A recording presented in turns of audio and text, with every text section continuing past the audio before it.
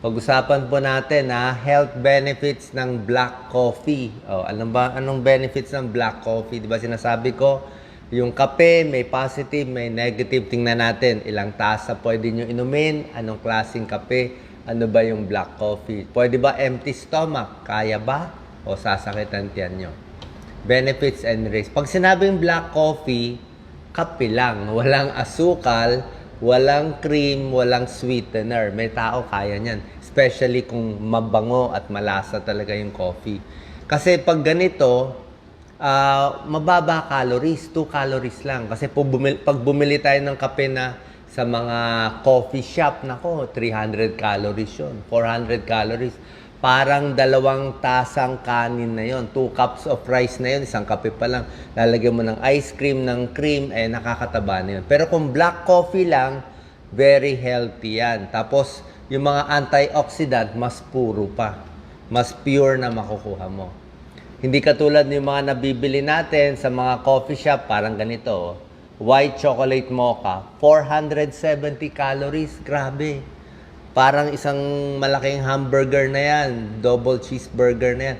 470 rin tong caramel mocha. Itong mga iba, mga latte, 380 calories. Ang black coffee, 2 calories lang, para siyang tsaa. Okay, so makukuha mo pa yung mga antioxidants and benefits niya.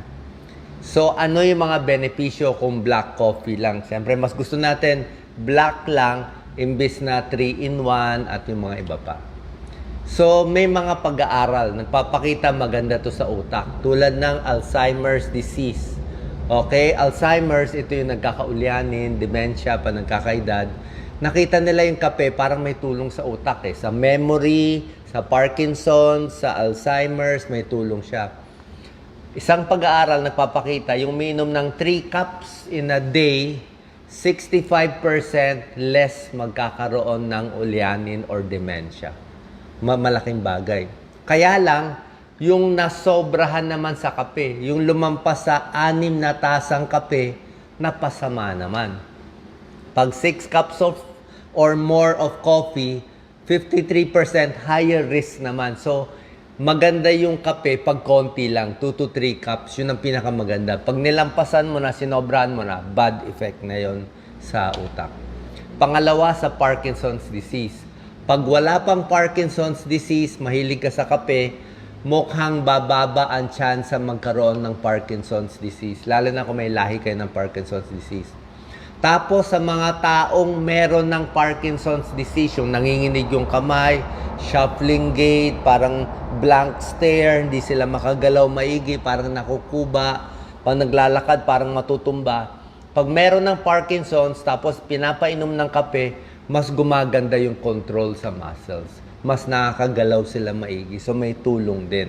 Tingin nila yung caffeine ay may tulong sa tamang dami, mga 2 to 3 cups of black coffee in a day. May tulong din ang kape sa liver cirrhosis. Diba? Especially kung black coffee. Hindi yung maraming asukal at matamis. Baka mamaya magka-diabetes na yun . So, liver cirrhosis, nasisira yung atay, pwede sa alak, pwede sa hepatitis o ibang mga sakit. Pag umiinom ng kape na 4 cups in a day, 80% less chance of liver cirrhosis. Maganda rin yung kape sa mood. Pinapakita ko muna yung good points, yung mga side effect, mamaya titingnan natin. Tapos titimbangin natin yung benefits ng kape at yung side effects at kung ano babagay sa inyo. Another positive point, improved mood, di ba? Pampagana, pampagising sa umaga, sa tanghali, okay yung kape. Pag sa gabi, wag na masyado kasi matutulog na kayo, baka insomnia. So, coffee, pampasaya, pampatalas ng short-term memory at iwas depression. Hindi malulungkot. Sa diabetes, maganda rin yung kape pag black coffee. Okay? Kung black coffee lang, nakakababa ng tsansa ng diabetes. Pero, kung meron na kayong diabetes, mataas na blood sugar nyo, syempre hindi na pwede yung maraming asukal, maraming ice cream, whipped cream, at yung mga cream, tataas naman yung blood sugar mo. So, pag black coffee lang, sa diabetes, pwede. Okay? Sa cancer, medyo halo yung pag-aaral. Mix. May pag-aaral nagsasabi ang kape nakakabawas ng breast cancer, colorectal cancer, liver cancer. Kaya lang, marami din pag-aaral nagpapakita, depende sa variety ng coffee, may nakukuha silang masasamang chemical. Merong katulad nung isa, merong acrylamide na nakahalo siguro sa roasting o sa halaman, sa preparation, possible carcinogenic, nakakataas pa ng cancer. So, hindi natin alam, kaya nga may question mark baka makatulong o baka matsambahan ka hindi magandang kape, makasama pa lalo. Okay? Meron pang vitamin B2 and magnesium ang coffee. So, pakita natin, Doc Lisa, pros and cons of coffee consumption.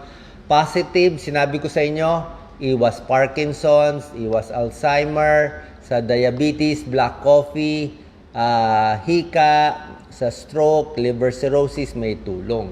Sa memory, may tulong. Kaya lang, may possible bad effect. Especially kung mataas yung dose ng kape mo, baka 4 cups, 5 cups, 6 cups, or hindi ka sanay uminom, hindi makatulog sa gabi.